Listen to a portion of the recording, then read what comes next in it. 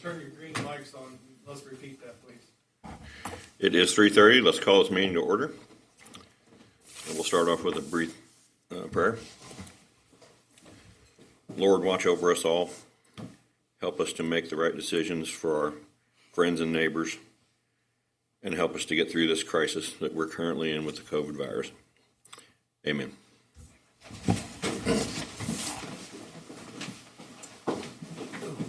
I pledge allegiance to the flag of the United States of America, and to the republic for which it stands, one nation, under God, indivisible, with liberty and justice for all. Okay. Has everybody read the minutes from the previous and payrolls and claims? Yes. Do we have a motion? Motion to approve the consent agenda. Second. All in favor? Aye. Aye. We don't have any comments from the audience today. We'll move into General Manager's report with Ken Reisner. Okay. I'm going to highlight a few things, and the first thing I want to do is express our appreciation for the board's time. It's kind of been a day of training. We started off this morning, and Lieutenant Grody came over and visited with the personnel on how to interact on emergency response and 911, and it was a great presentation, and kind of let folks know that if they do feel endangered or threatened in performing their job duties, that they can feel comfortable to call 911, and gave them guidance and direction. So that was a good thing. And then we kind of went on in, and the entire staff, the entire personnel went through workplace violence training, which went extremely well, beneficial. Every year we do it, and we just want to reiterate that we want to have a great working environment for the employees, that they feel safe and welcome and protected, and we've got their best interests at heart. And then we went on into social media training for the board, so we appreciate your time. So we know it's been kind of a long day already. And the first thing I want to do is kind of recognize the personnel that works out at the water and wastewater treatment plants. On August 11th, the Governor Parson declared this week actually Water and Wastewater Treatment Workers Week in Missouri and stuff. So we're going to show our appreciation. Those guys work extremely hard and critical and vital service for the community, and we can't say enough. And the one thing I think we've talked a little bit about in the past is actually out there at the wastewater treatment plant, we're participating in the COVID Sewer Shed Collaborative effort with a bunch of other wastewater treatment facilities, and going to provide all that information back to DNR, and hopefully in a few months we'll have some indications on how the COVID virus may be impacted and being passed through, the wastewater treatment process and the genetics of how that would work out. So appreciate those guys doing that, because it's something that they've stepped up and wanted to do. The one thing that we've got on the agenda today is the RP3 application. And just to kind of give you guys some background, RP3 actually stands for Reliable Public Power Provider. And it's been a part of Hannibal's history for a long, long time. And it's kind of something that everybody should be extremely proud of. And I want to recognize Courtney, because all the work she does, she organizes it. It's a big team effort, but it's a whole lot of work that goes into it, and it's kind of important to make sure you're following the best practices and doing everything you can to provide the best level of service. Jared's been a part of it for a long, long time, and being a grader and guiding and directing us through this. But we went all the way from gold level to platinum level to last year being diamond level, through APPA, and actually end up receiving a perfect score. And we're only about one of 20 utilities throughout the country that ever received that level. So you guys are going to see the pandemic plan, safety manual, and then the emergency response plan today. And really what that's indicating is the entire commitment of the organization to those items, because they're vital. So even though you're approving it, it's kind of a living, breathing document that we really need to be monitoring on a daily basis and keeping updated as much as we can. So that's something on the agenda. I want to kind of highlight the kiosk usage, with COVID and separation. The transactions continue to climb. So we're seeing a lot more Smart Hub transactions. We're seeing a lot more kiosk transactions. The outreach program that customer service has been doing to help people with payment arrangements seems to be going extremely well. So we're proud of those folks, because it's a difficult time for a lot of families. Another item that's underway, although it hasn't officially started yet, is Williams Keepers is here getting ready to do the audit and stuff. So we've already been providing them information, and they're looking at the prior engagement, work papers, and kind of going through that. And they'll actually be on site September 1st through the 3rd. So that's going on. And I want to highlight kind of all the work that Matthew Jones has done. You know, we've kind of went through and we're trying to automate kind of the procurement process, the payment authorization process. So we're still working through some of the details. We're going to have some online training, but essentially the payment request process, we've kind of got it down to fully automated. So we're kind of mirroring both systems, but a lot of work there, and it's pretty user-friendly. You get to see the documents. It's all online, and we'll try to get the authorization levels, but that's going extremely well. So we're about ready to get through each of the modules and making sure that procurement, ARO, customer billing, all those things are as automated as much as possible and got the right sequence involved with that. On power supply, that's been a steady trend, you know, over the last 4 or 5 months, and we're still kind of seeing our power supply costs, you know, year over year down about 5.9%. Not much more to report there, but just kind of continuing to see the variances. You know, for the entire portfolio, we're around about $57.29 per megawatt hour compared to $60.90 for the same period last year. So still a positive thing going on there in the market, although we are starting to see natural gas prices climb. Don't know if that's going to be a steady trend, but last week or two they've kind of jumped up. So it just may be an environment, kind of warmer weather in some areas, so a little bit of an increased demand, you know, out east. So that'll have a difference of an impact on the Henry Hub and some of that where natural gas is traded. Water treatment and supply, you know, I'm going to highlight that because, you know, the monthly production for July of last year was almost 130 million gallons, and it's down to around 100 million gallons, you know, for June and July of this year. And most of that's kind of reflective of the Public Water Supply District number 1 converting over to their own source of supply and their own treatment process. So that took place about the 1st of September. So we'll have 2 months there where the variances will be pretty significant between last month and this month. So will those reverse, or will they continue to be at that level? They'll continue to be at this level. They have their own supply and their own treatment processes and stuff. So it's about 20 million gallons a month that I think was budgeted for public water supply that we won't see from here on out. So the new trends in June and July is kind of the new norm. So when you look at them, I was just kind of putting that there for comparative basis. When you compare this year to last year, you're going to see that variance. So, but really starting in September, that'll kind of work its way on through. You know, the one thing you're going to hear a little bit about today is the stormwater system repairs. You know, we did get the bid results back in for Martin Street, and Matt's going to be covering it, and Michael's here as well. So we're going to kind of be evaluating those. You've got the information there. The low bid came in around $667,000. You know, we had about $480,000 budgeted for the project, so we've got that broken out by asset groups. So like I said, we'll be kind of covering that and discussing the contract award if that's the pleasure of the board. I think the other thing I want to highlight is really, you know, Union Street stormwater repairs and the work that Lisa's done. You know, as the board knows, we received the grant from the emergency CDBG application process, and Lisa put that together and worked really hard on that. And so we're going to receive $743,436 to help with that repair. I still think we're kind of thinking that's going to be under $900,000 for the entire repairs at that location, but we'll have to go through and do an RFQ process for engineering and design and go back out for bid on that. But just really some positive news right there, and wanted to make sure Lisa got the credit that she did because she walked through quite an effort. So, I mean, it's a good thing. So if the board remembers, you know, the one thing we try to do with the funding from the electric system was to try to address Martin Street, Union Street, and Martin Street, Union Street, North Street. And I think Matt will cover that because some of the temporary repairs are taking place at North Street this week.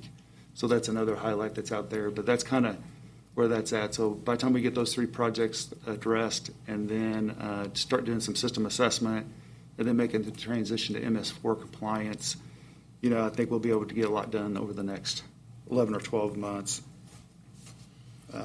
And I think that's going to kind of cover most of the highlights I have. And then we'll kind of go into operations report and let Matt update you on some of these projects that we just discussed. So, but unless you guys have questions for me. Not this time. Okay. Oh, I do have one. Were you able to get that online so I can do that training? Yes. Okay. I'll be sending you a link. Either I send it through Teams or it'll just be, somewhere that we can just do that, maybe even through GoodReader. But I'll send you an email and let you know. Okay, thank you. All right, Matt. Good afternoon. Good afternoon.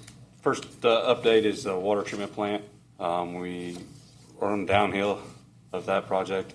Contractors addressing some punch list items and getting the HVAC guy in there to finish up in the main portion of the building, and then should be able to close out that project.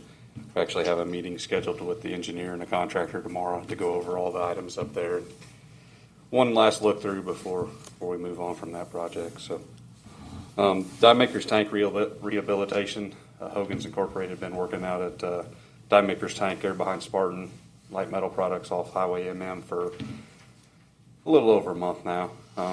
If you've driven by there and seen any of the progress, the tank had a brown primer coat on it, and now it's being painted the final color, the blue color. So they estimate they should have the exterior of the tank completed this week, and then hopefully finish up the interior of the tank first to mid part of next week, and then possibly place it back into service toward the end of next week. So they still have some other items that they've got to do, but at least we get the tank back in service and they can address those other items with water going in and out of the tank. So plan on having that project completed by the end of the month. So on the sewer side of things, just a lot of I&I issues. Downtown SSO project, the Patchen Street area, through some of the rains we've received, especially into June, 1st of July, we noticed some areas we need to spend some further time investigating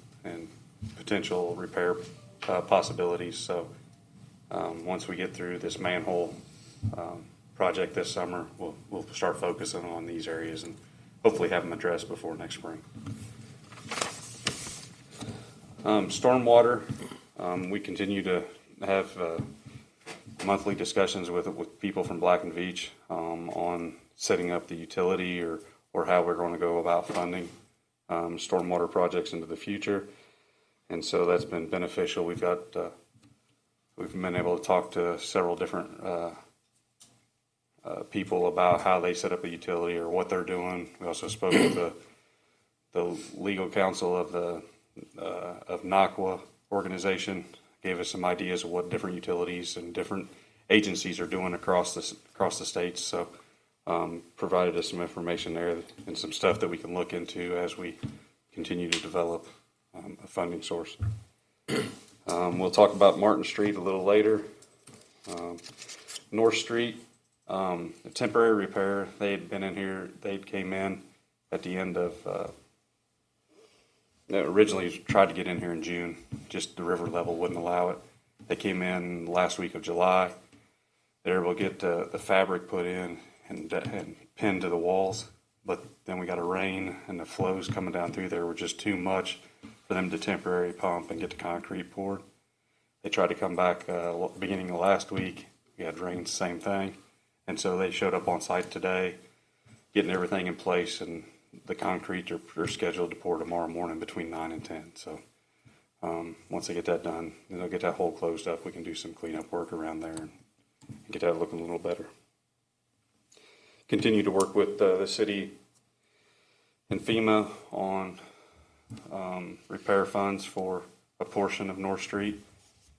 And then we continue to work with the Corps of Engineers on providing information to them so they can get the necessary information to make their repairs. Again, their repairs are going to be basically from the toe of the levee to the east edge of the alley behind the brewery. So they'll extend out to there. At that point, we'll make the connection and go on further west. So, and Michael's crew's been out there since they got approved at the last board meeting to do the design work for the remaining portion. They've been out there doing survey work getting the necessary information that they need to complete their design. On the electric side of things, on the south side tie line, that's a electric line that'll go from Oakwood substation just down here at the corner of Orchard and Warren Barrett to the south side substation down there between 5th and 6th Street on the north side of Warren Barrett. Barnes Henry's working on that. We've been meeting with them over the phone every other week since about March, as we laid out their routing, and we've had a couple on-site meetings to pick out the best location for this line to go with minimal impact. And we've kind of nailed down a location. And so at the last board meeting, you approved the survey work with MECO on that. And they're proceeding with that. And so we can get that final line design complete and hopefully go out to bid on that project before the end of the year. They are seeing with this whole COVID situation, some of the parts and components that may be necessary for this project have long lead times. So that's something that they're continuing to monitor, and it may lead into us actually going ahead and purchasing some materials before the project goes out to bid, just so that we can get those materials in-house and be able to provide them to the contractor once the project is awarded. So, Matt, when that goes over private property, is there an easy way for you to get aerial easements or something like that? it'd just be a normal easement is what we'd have to do, because we don't want anything built under it. We don't want encroaching upon it Sure. in the event that something would happen and a line would fall. Yeah. So I'm trying to think. There's not much private property that it would be crossing. We tried to maintain most of it in right-of-ways that we already own, or easements we already have. And so we hope to keep that number pretty small. That's part of what the contract with MECO was to identify properties along that route. Okay. And see if there are areas where we need additional easement or need additional clearing rights or whatnot. So, but when we brought up this project, this tie line project, it not only gave us better redundancy and ability to feed any of our substations two ways in town, because it gives us a feeder ring between all of our substations, but it also allows us to bring power in at a different location to town, as opposed to pulling out of the Marion sub down by Mark Twain Cave and coming in either the 73 line into Southside sub or the 74 line into the Oakwood sub. And so when we're doing our budgeting process this year, one of the line items, we put money in there for a new interconnection to Ameren. Ameren's been talking for roughly a year or so about moving a substation up out of the floodplain and doing some rework of their transmission line. We got news late last week that project's moving forward at a pretty good pace. They've got actually acquired some property for a new substation. That property would be out near Route O and Scotts Lane. Scotts Lane and Route O. And so they've provided us with some preliminary conditions on the interconnection with them there, allowing us to utilize their right-of-way that they've already got to go back towards Route T to where their transmission line intersects with our 74 line coming back in. So we're looking at potentially not having to acquire any more easements. We're still through the preliminary phases on what voltage we want to bring into town, whether it be 34.5 or 161. That's still to be determined. There's advantages and disadvantages to both. And so I just wanted to bring that up as, over the next couple of months, we'll probably bring a design contract to you for the design of their improvements associated with that. Overall, the project is a good thing because, we're looking, the 73 line was built in 73. 74 line was built in 74, and so they're reaching the end of their useful life. And we actually had the 73 line in our 5-year plan to rebuild. If we move forward with this project, it would be something that we wouldn't have to expend those funds on rebuilding those lines, but we'd actually build a line that's better and serves the needs of our customers well into the future. Plus, it gets that up out of the floodplain. You know, there's always the threat of flooding down there, and so, you know, it gives us that. Plus, it could potentially give us a redundant feed to our west tie line. And should we lose that, or we have something that moves in that needs a large load, that we'd be able to serve that into the future as well. So that's something we're just working on and wanted to bring up for your attention, or to your attention at this time. I think that's all I've got, unless you all have any questions. No. I mean, more's not better. Thank you. Thank you, Matt. Ken, you're up again with financial report.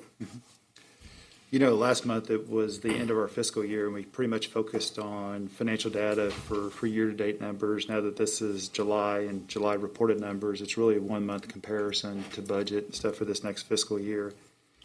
And so when you go through the financial information, total funds increased by almost $131,000, which is about 0.6% increase. So total assets are up almost 0.5%, with 0.6 of the total funding levels increasing.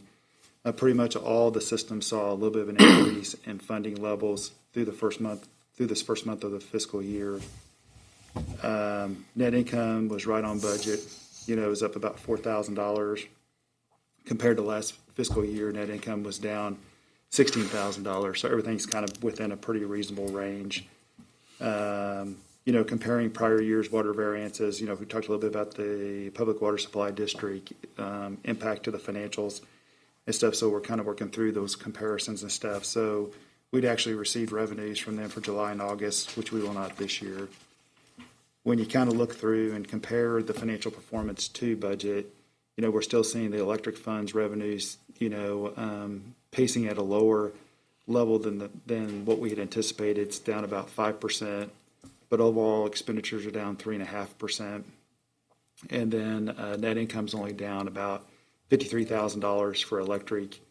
You know, we deferred the water rate increase, and the water fund levels for revenue are actually up about $71,000. So we'll continue to monitor that closely and see how this fiscal year plays out. Expenses are pretty much essentially right on budget, just an $8,000 variance. But with the increase in revenues compared to budget, the operating income was, or the decrease in expenses, operating income is almost up $80,000. And then the sewer fund saw solid financial performance as well. Revenues up 2.5%, but expenses continue to climb about 8.2%, with net income being down $21,000. But overall, when you look at all the funds combined for the utility, revenues are down about 1.3%, expenditures are down about 1.6%, but that's allowing operating income to be up almost 1%. So really no trends in 1 month, but that's kind of the fiscal year-to-date number. So everything's tracking pretty close to budget, and hopefully we'll continue to see that throughout this fiscal year. You know, the one thing I was going to kind of reiterate is the one project that Matt was just talking about with moving the Marion sub and interconnecting with Ameren and bringing the tie lines in and everything else. We'll be doing some extensive education for the board. We're kind of preliminary stages of that, but that's probably one of the bigger projects that's budgeted in this fiscal year, and it's going to cross over, you know, a couple fiscal years as it goes. So, but right now the schedule, and I'll look for these guys, but it's kind of fall of 2022. You know, I think when they're thinking that some of this assets would actually be put into service, but we've got a few decisions to make to get back with Ameren and see which way we want to go. But the meetings have been very cooperative, very good. They've been just really good to work with. So I think we'll find a good solution for that. But that's a project that you'll be hearing a whole lot more about, and we'll be doing some extensive education with that as we learn it as well. So that kind of wraps up the financial report, unless you guys have any questions. I do have one. Do we know, is it December or January for the next rate increase for the water? You know, And how many of those did we have left? I do not remember. I'm wanting to say that you were in the third year of 5. I think Is this that, would be the third year of 5. Okay. so it would be something that we'd have to consider October, November, whether we want to make that Okay. increase as well, so, That's some Yeah. time to think about it. yeah. Okay. Ken, on the sewer operations, is there any anomaly or anything that counts for the over budget expenses for operating? You know, I saw that as well. I haven't had a chance to see what the exact details were. I mean, depreciation's pretty flat. You know, it's kind of in the O&M side.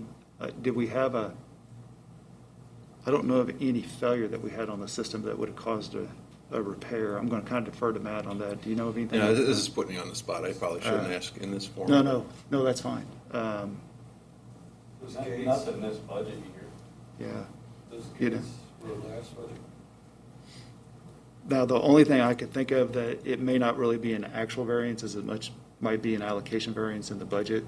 So we might look at it and see, you know, because we're kind of using internal resources across some of the functional lines. So I don't know if they would have budgeted differently, you know, going into this year on that, so. Yeah.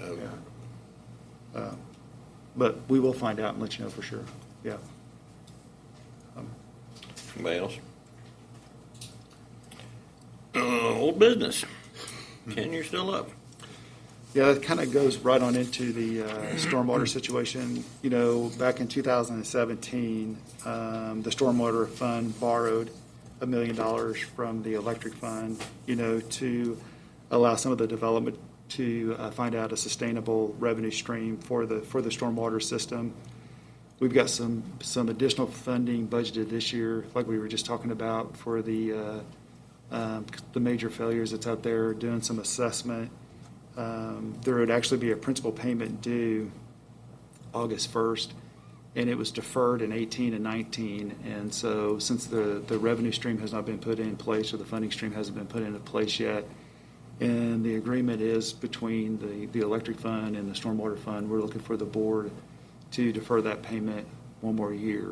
It'll still accumulate interest, but the principal payment will not be made, you know, until we kind of sustain a revenue for that, or a Revenue revenue source stream. for it. So, You very need- similar to what's taken place the last couple of years. But yes, You please. need us to vote on that, don't you? That's an actionable item Yeah. and stuff, so you guys would, but the motion we're kind of looking for is to defer that $100,000 principal payment one more year. So, Do I hear a motion?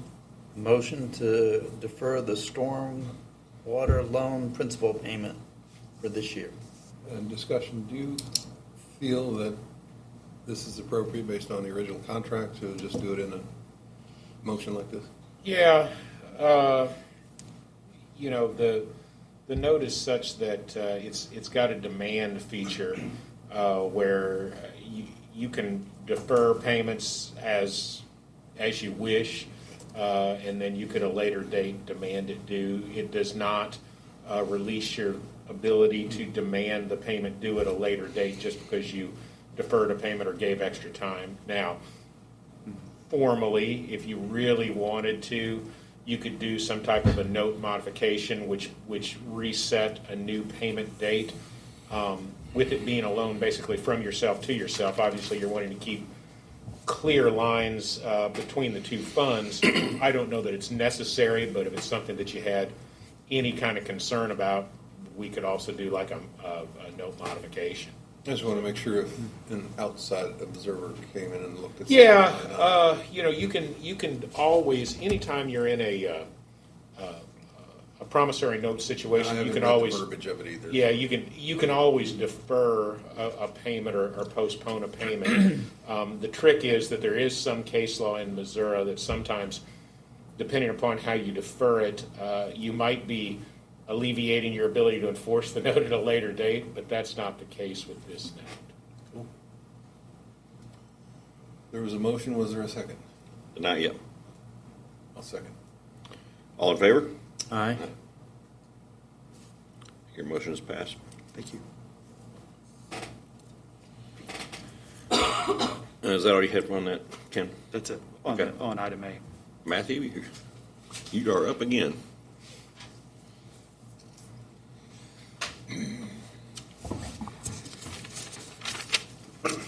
As Ken alluded to earlier, this year we're reapplying for RP3 designation. It's something we've done historically, I think 3 times previous.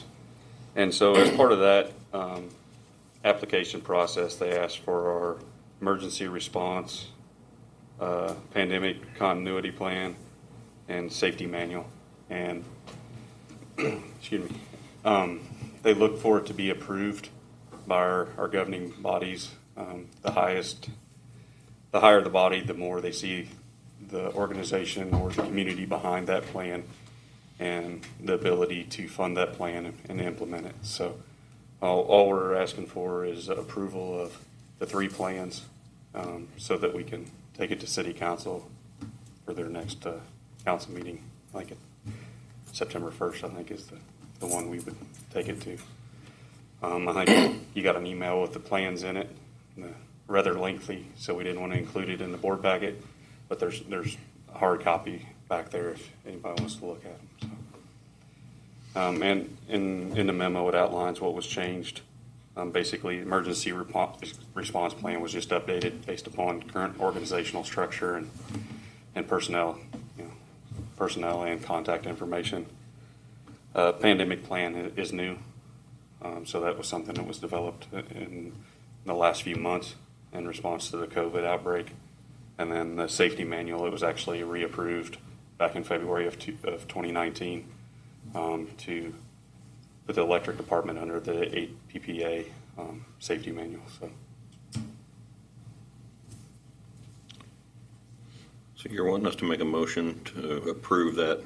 To approve all 3 of them, of the documents so that we can So the emergency response plan, the pandemic plan, and the safety manual, okay. Do I hear a motion? A motion to approve the emergency response plan. All Second. 3. In all 3. We got a second. Okay, we have a second from John. All in favor? Aye. That passes. All right, thank you. And you're still up. Next item to talk about is Martin Street. Just to give brief background, Martin Street started failing back in 2015. We did some temporary repairs, both internally and externally, that didn't hold up. In June of 2019, we had to close the street down totally to through traffic. And so Pepping Stone, Bach and Associates had done design work on that. It was completed, I'm going to say July of 2019, but due to lack of funding, we didn't move forward with it. We chose to move forward with it July of this past July. We went out to bids. We got bids on the 5th of August. We got 3 bids submitted. And so you'll see in your board packet, Mailer and Sons, DNL Excavating, and Bly Construction all submitted bids. Lowest bid being $667,629. Highest bid being $763,000. These were all above what we anticipated. We were estimating roughly $480,000. Due to the constraints of access to the site, the current construction market, they're seeing higher than normal bids come in. We've discussed, the possibility of bidding this project in the future, but it's a chance that it may come in higher. As this whole pandemic plays out, other construction projects that are out there. And so we're comfortable with moving forward with it on a staff level. We don't think that we're going to see lower prices come in. I do have a breakdown there on the memo page. Sanitary, it'd be a multi-departmental funded project. So we are replacing sanitary sewer. We are replacing all the water along the street as well. And so those funds would pick up their portion of it. The storm sewer fund would be responsible for a majority of it because it's ultimately what drove the project. So the street repairs and that, they're going to have to dig essentially the whole street up to do the stormwater repair anyhow. So that fund is what is going to be responsible for paying that portion of the project. So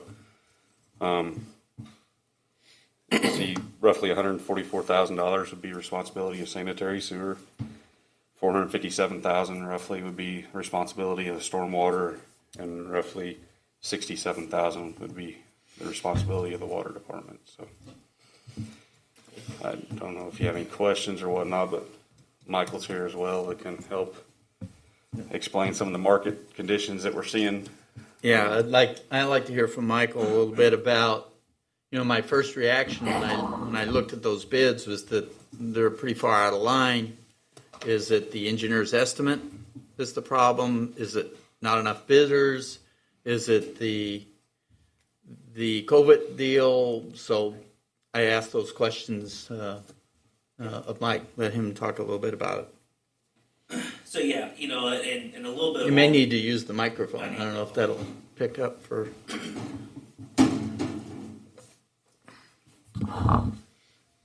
We did review things, and obviously during the bidding process, we talked with all three contractors multiple times.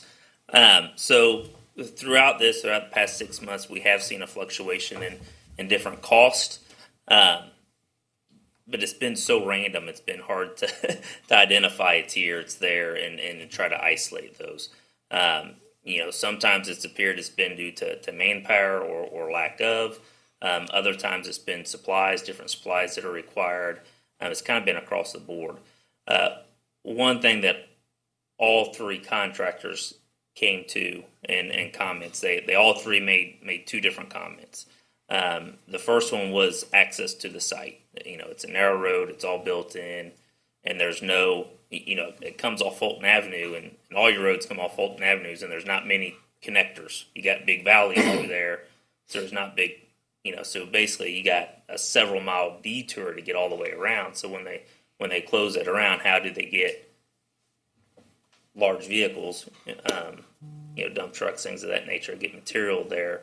They don't have the best roads to get up and down and through, so there's some delays and it takes longer to get those there.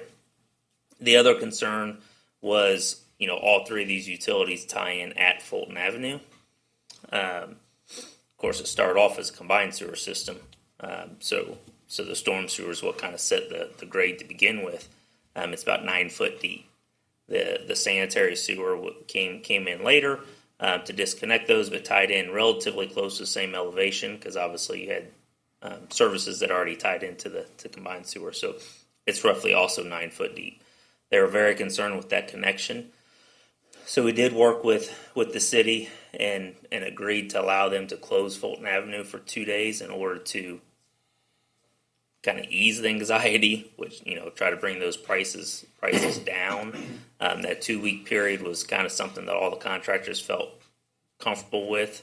None of them were comfortable with a 1 week period. So once again, we did talk with the city, with Andy Dorian, and went with the 2 weeks on that. So it's a combination. You got some material. A lot of it is just all the unknowns. I feel like on staffing, and they're gonna have a crew that's going to get quarantined for 2 weeks in the middle of it, and and where does that go with things? But also the big thing was just access to the site, and that's something we can't fix. We can't.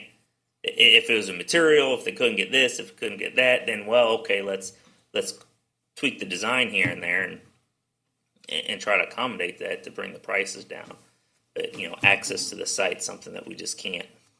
I mean, those houses are there. The other utilities are there. That's something we can't really modify. So that's why, after really reviewing this in detail and saying, look, I'm afraid that we're in the new normal here. I don't know when all the COVID scare is gonna going to start making people more comfortable with things to move on. So that's why we said, we recommend approval. I mean, the bids are, fairly close in nature. We did get 3 bids. There's been lots of places where we haven't been able to get 3 bids on different projects.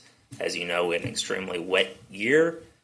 So a lot of the contractors are still backed up from last year, between the flooding that happened last year that pushed them up and different things. So we just see our contractors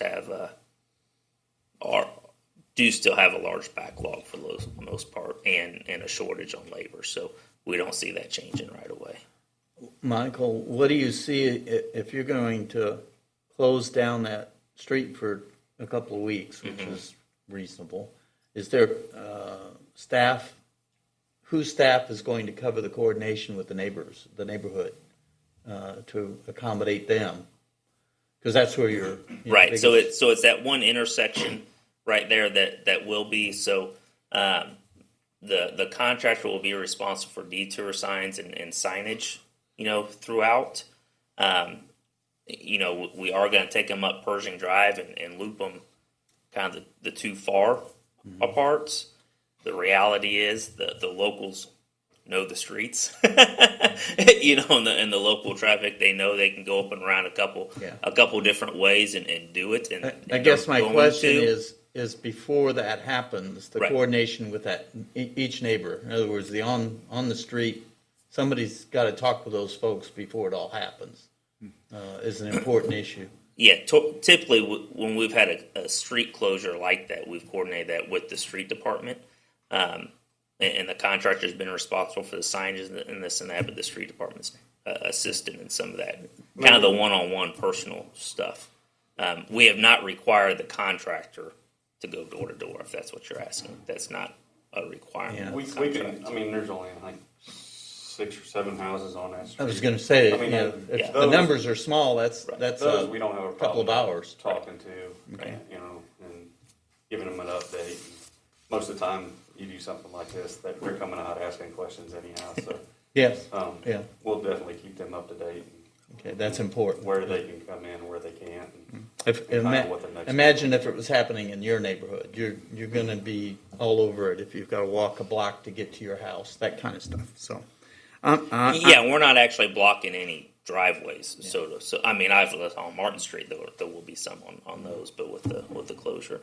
I guess if I may,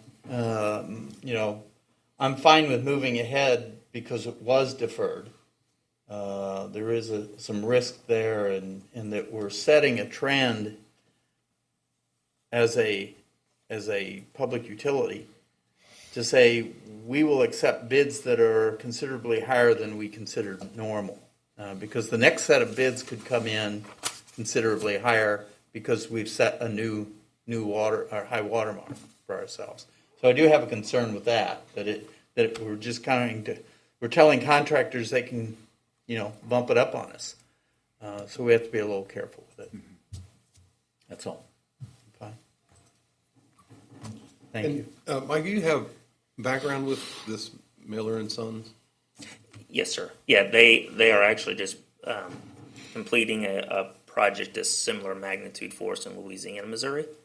Another stormwater project.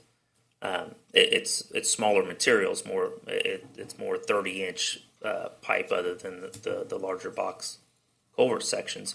But cost-wise, it's actually in the same neighborhood, $600,000-$700,000 range. And then they also did, prior to that, they did about a $500,000 sewer project for us in Silex, Missouri. So we have worked with them on a couple projects. And had good, they've done a good job for us. Yeah. They bid on a couple of our projects in the past as well. Have we ever hired them before? We haven't directly. They were a sub on some of our boring projects that we did, some of our conduit installation project along Warren Barrett. Mm-hmm. They were a sub to the contractor we hired. I guess the only thing I was going to add is this is the one of the 3 projects that doesn't have any grant funding with it. So with Union Street, we'll be following the CDBG bidding and procurement processes.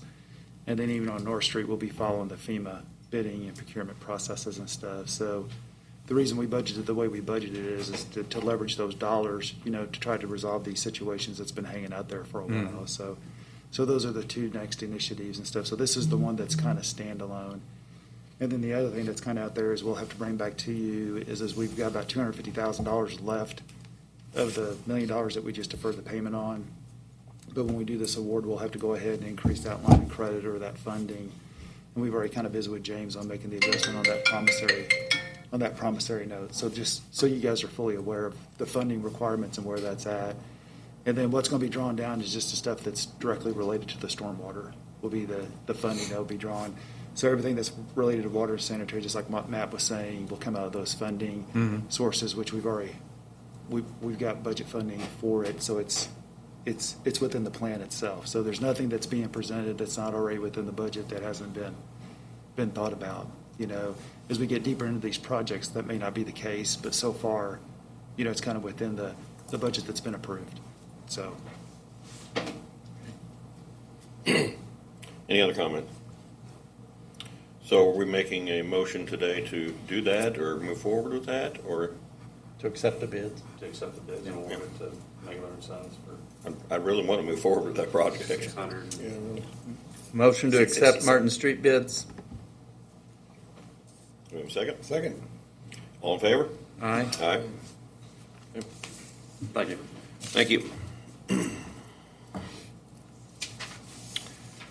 New business.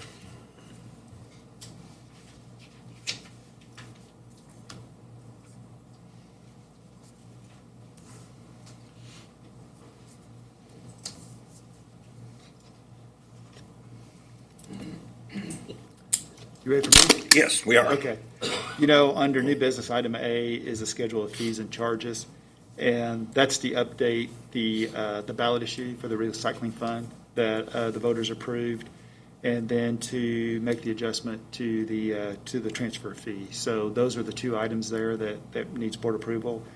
And that's the only changes to this schedule of fees for this period of time. So those two adjustments, and be happy to answer any questions, but that's just kind of make sure that's out there and people are aware, and when they compare their invoice, they understand what's on there and stuff. So, and I think we just try to make it a little bit more user-friendly on being able to look and see what the rates and fees are. So, anyway, but seeking a motion to make a revision number 11 to the schedule of fees and charges. I make that motion. Second. All in favor? Aye. Jared, you're turning the barrel. Yeah, I'll make it short and sweet. You guys, are you guys familiar with the Coach Light area? It's right there, Tabernacle Praise, right next to the highway. Sure. The north side of Coach Light is actually being fed from the back. It's through a really nasty area, and we kind of talked with a couple of homeowners to reroute the line and pick up a new easement, which kind of goes in with the sewer easement that was put back there. I think that actually was probably a septic tank area until the updated rules from DNR. Mm-hmm. So we're gonna look at picking up that easement through there. We just had a little snafu on finalizing the legal description, but everything else is signed and taken care of. So I'm looking for a motion to approve the acquisition of the easements and to present it to City Council and get the mayor's signature once all the documents are through James. So the current routing comes through would be the west end of It goes from east to west, right alongside the highway. Really nasty area, with that area. Tree trimming area. So it just makes it a lot easier for us to get to and get access to, and with our easement machine, and the structures are at the end of their life. To be able to get down there to access that area is pretty difficult. So what do you do when you turn that line off? You just We'll wreck it out. okay. And then cable TV will get off of it and they'll finish removing the poles, and then they'll get back onto us. Okay. Okay. Do I have a You motion? guys have any questions? No? Am I hear a motion? Motion to approve Coach Light easements. Second. We have a second. All in favor? Aye. Okay. Thank you guys. Jared. Yes, Jared. What was that, John? I just said thanks, Jared. All right, James, you're up. I have no comments. Oh, well, Yeah. cool. Do we have a motion to go into closed session? I'll make that motion. Second? And who are you going to admit? Yeah, who are we admitting? James, James, Matt, and Courtney, and myself. okay, there you go. Under section 1. Yes, under, This is section 610. And yep, subsection 1. yes. All in favor? Aye. All right. Thank you, everybody. What I wanted to ask you about that question I sent to you, does it matter? Matt?